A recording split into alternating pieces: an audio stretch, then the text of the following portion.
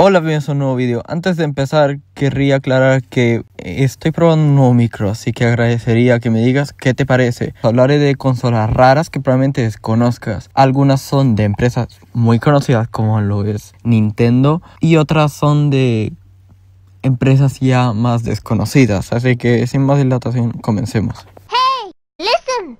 La iQue. En 2003 Nintendo decidió algo muy arriesgado, llevar sus consolas al mercado chino, un país donde las consolas domésticas estaban prohibidas desde el año 2000. Para lograrlo, creó una empresa aparte llamada iQue, encargada de comercializar y dar soporte de la nueva consola, la iQue Player. Esta consola era bastante curiosa. En lugar de ser una caja independiente como la propia Nintendo 64, integraba el controlador y la consola en un solo aparato, casi como una versión portátil. Además, buscaba combatir la piratería, ya que era un gran problema en China, ofreciendo una manera legal de jugar a los títulos de Nintendo. Sin embargo, las ventas fueron muy bajas, apenas de entre unas 8.000 y 12.000 unidades, muy lejos del millón de consolas que esperaban vender. Además, se lanzaron muy pocos títulos, solo 14, todas adaptaciones de juegos de la Nintendo 64. Algunos juegos prometidos como el de Legend of Zelda Majora's Mask fueron cancelados debido a las restricciones de China. Los juegos se podían adquirir mediante tarjetas de memoria en determinadas terminales iQue o descargadas desde la propia casa, ya que sí, esta fue de las primeras consolas en incluir internet. A pesar de su innovación y de ser una solución legal en un mercado bastante difícil, la iQue Player nunca logró convertirse en un éxito, aunque sí quedó como un intento pionero de Nintendo por adaptarse a las restricciones del mercado chino. Hey, listen. La Zibo es una consola creada en Brasil que, según tengo entendido, también se distribuyó en México. Su objetivo era ser una consola barata, costaba aproximadamente $100. Para mi sorpresa, tuvo títulos bastante conocidos, juegos de Crash Bandicoot, de Pac-Man, hubo un port del Resident Evil 4, que es considerado de los peores ports de la historia, pero un port sigue siendo un port.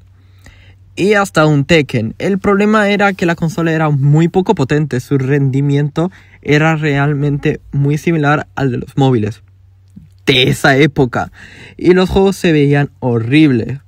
Podías jugar cosas parecidas en tu celular y se verían muchísimo mejor.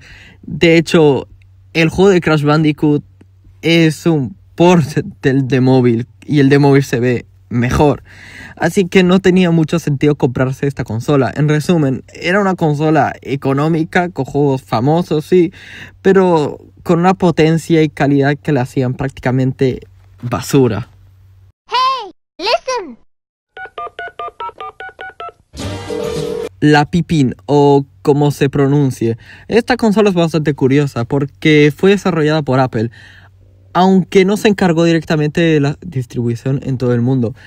En su lugar, distintas compañías se ocupaban de lanzar versiones en diferentes mercados, por lo que la edición estadounidense no tenía mucho que ver con la europea o la japonesa. Se trataba de un dispositivo híbrido entre una consola y un ordenador personal, aunque más que consola era un ordenador porque tuvo poquísimos juegos, lo que en su momento pues podía parecer innovador.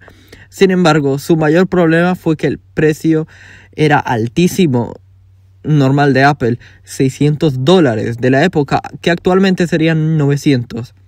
Una cifra muy elevada, y sobre todo para los 90. Esto sumado al catálogo, que era una porquería, y la poca confianza del público, hizo que Apple dejase de hacerle caso a esta consola en menos de un año. Listen. Atari Jaguar. Después de la gran crisis del 83, muchos pensarían que Atari no volvería a levantar cabeza. Sin embargo, en 1993 lo intentaron una última vez con el lanzamiento de la Atari Jaguar, una consola que prometía ser la más potente del momento gracias a sus supuestos 64 bits. Pero aquello era una verdad a medias. En la práctica, los juegos demostraban que no llegaban a aprovechar realmente esa potencia. Otro gran problema fue que seguía utilizando cartuchos, algo que ya empezaba a quedarse obsoleto y que afectó mucho a sus ventas. De hecho, incluso Nintendo años después sufrió con la Nintendo 64 por tomar la misma decisión. Atari lanzó un lector de CD como accesorio, pero su precio era casi tan alto como el de la consola, así que no ayudó mucho.